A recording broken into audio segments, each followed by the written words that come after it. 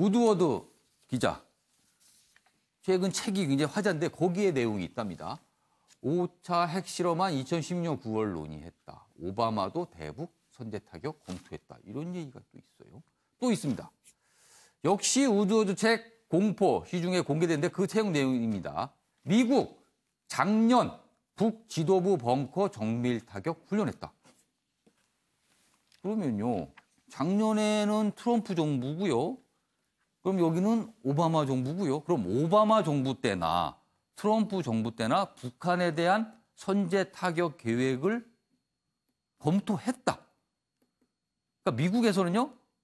정권이 바뀌더라도 다 했다. 이 얘기가 되네요. 가만히 있어보세요. 그래서 정우갑 위원님하고 제가 배종원 교수님 두 분께 여쭐게요. 우리로서는 좀 섬뜩합니다. 그러니까 미국에서는 어쨌든 간에 남북의 문제에 앞서서 자국의 이익, 이제 북한의 핵 문제를 어느 순간부터 자국의 문제로 인식하기 시작했다는데 상당히 정책의 이제 포인트가 바뀌고 있는 것이죠. 그러니까 저도 사실은 정부 당국의 고위 인사로부터 직접 들은 얘기가 있습니다. 그러니까 북한의 김정은 제거 작전을 돌입하려고 했다라는 점. 그러니까 실질적으로 한반도에서의 김정은 제거 작전 이전 어떤 공격이다, 선제 공격이다, 굉장히 그 전쟁의 위협이라는 것이 상존해 있는 것이죠. 그러니까 우리는 상당히 그 점에 대해서 염두에 두고 대응을 할 필요가 있어 보입니다. 그러니까 다시 되돌아가면 그 어떤 굉장히 전쟁의 위협, 우리가 예기치 못하는 상황에 도래할 수 있는 가능성이 충분히 있는 것이거든요. 그런 어쨌든 평화 체제라는 이 같은 방향을 지금 물꼬를 튼 것이죠. 그러니까 이 기회를 어떻게 살리냐에 따라서 북한뿐만 아니라 남한도 마찬가지고 여러 국제 질서에 굉장히 중요한 지금 엄청난 모멘텀에 있다고 보여집니다. 그러니까 얼마 전에 우리가 이제 남북 이산가족 상봉이라는 것을 다 보지 않았습니까? 모든 분들이 가슴이 참 점이 왔을 겁니다. 그러니까 뭐 지금 뭐 분단 70년이 지났는데도 불구하고 형제 간에 또 부모가 자식 간에 이걸 만나지 못했다는 거. 얼마나 끔찍한 일입니까? 그러니까 저는 뭐 여야 진보 보수를 떠나서 대한민국 국가 지도자라면 그 점에 대해서는 엄청난 반성을 해야 된다고 봅니다. 그러니까 어떻게 70년이 지났는데도 이같이 냉전 속에서 계속 유지가 되느냐. 그러니까 비핵화 문제가 가장 중요하고 그다음에 남북 문제를 어떻게 전개시키냐. 이를 둘러싼 이 부분에 대해서 여야 뭐 진보 보수 이걸 떠나서 한번 냉철히 보면서 국가의 어떤 새로 나갈 길, 이 방향을 좀 제시할 필요가 있어 보입니다. 배종원 교수님. 지금 이제 굉장히 충격적인 것은 대북 선제 타격이 실제로 미국에서 심도 있게 검토를 했다는 이 사실 아니겠습니까? 그런데 이런 일이 오바마 행정부에서도 검토가 됐다는 거예요. 실제적으로 타격을 할 구체적인 그래서 기사가 된 겁니다. 아까 그리고 지상군 투입까지 그리고 더 나아가서는 김정은 위원장을 제거하는 그런 방법까지 그리고 또 트럼프 행정부에서도 지난해 고려가 됐는데 이게 고려가 됐을 때마다 다 5차 핵실험 그리고 북한의 6차 핵실험이 있었고요. 그리고 또 클린턴 행정부 때도 실제로 공격을 하려고 그랬는데 김영삼 전 대통령이 결사 반대해서 이걸 이제 막았지 않습니까? 그래서 이거는 실제 존재하는 위협이다라는 부분을 이제 정치인이 알아야 되겠고요. 그럼 이제 왜 이거를 실행에 옮기지 않았느냐? 그러면 결국은 85%를 제거할 수 있는데 나머지 한 발이라도 핵무기가 남한에 떨어질 경우는 엄청난 인명피해가 발생한다라는 것 때문에 안 했거든요. 과연 그걸 감당할 수 있을까요? 그러니까 그런데 만약에 북한의 핵무기가 실제로 미국 본토를 겨냥을 한다라는 위험이 생겼을 경우에 그때는 미국이 자국의 이익에 또 다른 판단을 할 수도 있다. 그렇죠. 우선해서 다른 판단을 할 수도 있다라는 이런 부분을 우리가 염두에 두고 어쨌든 간에 한반도의 전쟁은 결코 안 된다. 그래서 남북이 평화 시대로 가야 된다. 그러기 위해서는 당리당략을 떠나서 보수 정당도 평화 체제를 만드는데 적극 협조를 해야 되지 않나 이런 생각이 듭니다. 이게 또 결론이 좀 많이 달라지는데요. 이래서 한미 공조가 굉장히 필요하다는 거죠. 그러니까 미국이 이 북한 핵에 대해서 그 자국의 국익 문제, 국내 문제로 인식을 한다고 했을 때는 중요한 고려사항 중에 하나가 그럼 대한민국의 안전은 그러면 우리가 이런 공격을 했을 때 대한민국은 어떻게 그게 고려 대상 안에 깊숙이 들어가려면 그만큼 미국에 대해서 신뢰를 줘야 되고 그만큼 한미 공조가 잘 이루어져야 된다는 거죠. 지금 결론들이 좀 다른데 저는 이쪽에 더 방점을 찍고 싶습니다. 다양한 시각이 나타나요. 조대진 변호사께서 하실 말씀 있으신 것 같아요. 간단히 말씀드리고 싶은 건 방금 변호사님께서 말씀 주셨던 거 한미 공조 그 얘기를 하시지 않았습니까?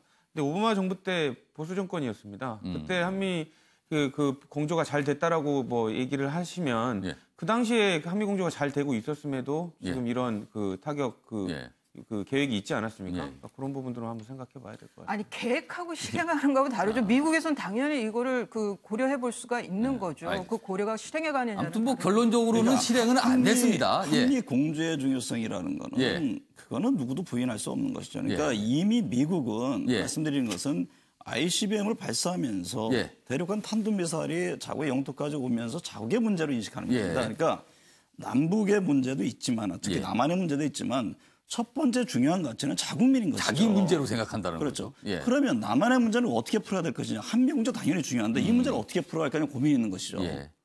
그래서 지금 이제 남북 간의 평화체제 구축을 위한 노력을 하고 있는 것이죠. 알겠습니다. 아무튼 지금 상황은 저런 선제 타격을 거론하는 상황은 절대 아닙니다. 그것만큼은 좀 다행인 것 같습니다. 다음 국제기사 좀 더 보죠. 미국 견제 손잡고 푸틴, 시진핑 정상회담, 최대 합동훈련까지. 지금 두 양국 지도자가요. 블라디보스토크, 러시아 블라디보스토크의 동방포럼에 참석하면서 만나고 있는데 이렇게 만찬하고 있습니다. 여기 뭐 요리가 이게 캐비어인가요? 뭐 이런 것까지 차려놓고 이렇게 우호를 가지고 있는데 러시아, 중국과 30만 명령 동방훈련을 시작했답니다. 시진핑, 중러와 함께 미국의 일방주의 반대. 미국에 대항한 뭔가 손잡기 이런 모습이다. 전하고 있습니다.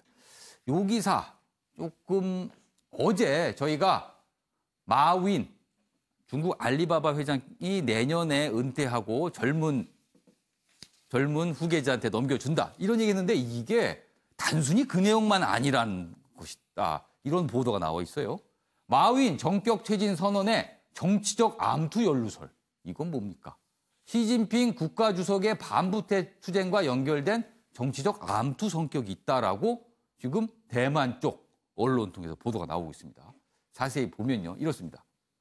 대만 자유시보는 마 회장이 내년 사퇴 발표와 관련해 자신의 비명 행사를 우려해서 한 것이다. 비명 행사 안 하려고 그런 것이다. 이게 무슨 소리냐면요. 2012년 정권을 잡은 뒤 시 주석이 정권을 잡은 뒤 장쩌민 전 국가주석 계열 인맥들을 대대적으로 숙청하기 시작했는데 마 회장이 이 계열에 속한다는 평판을 받고 있다네요. 그래서 본인도 큰일 날까 봐 스스로 물러났다.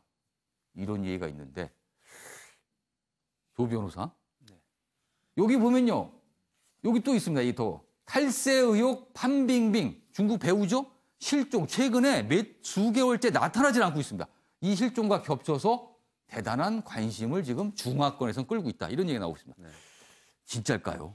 그거는 뭐 아는 사람만 알 수가 있겠죠. 근데 다만 이제 합리적 의심이 드는 건 시진핑이 여러 가지 뭐 통제를 강화하고 있지 않습니까? 그리고 이제 본인의 그 어떻게 보면 장기 집권에 방해가 되고 있는 세력들을 조금 이렇게 쳐내고 있는 과정인데 지금 마윈 회장 같은 경우도 예전에 이제 그 전 정권의 그 집권자들하고 많이 가까운 사람들이 많이 있기 때문에 시진핑 입장에서는 조금 불편했을 수도 있겠죠. 그리고 시진핑이 지금 언론 통제를 위해서 인터넷 업체라든지 인터넷 기관들에 관련된 통제들도 강화하고 있는 걸 볼 때 어느 정도 신빙성이 있는 기사가 아닐까 싶습니다.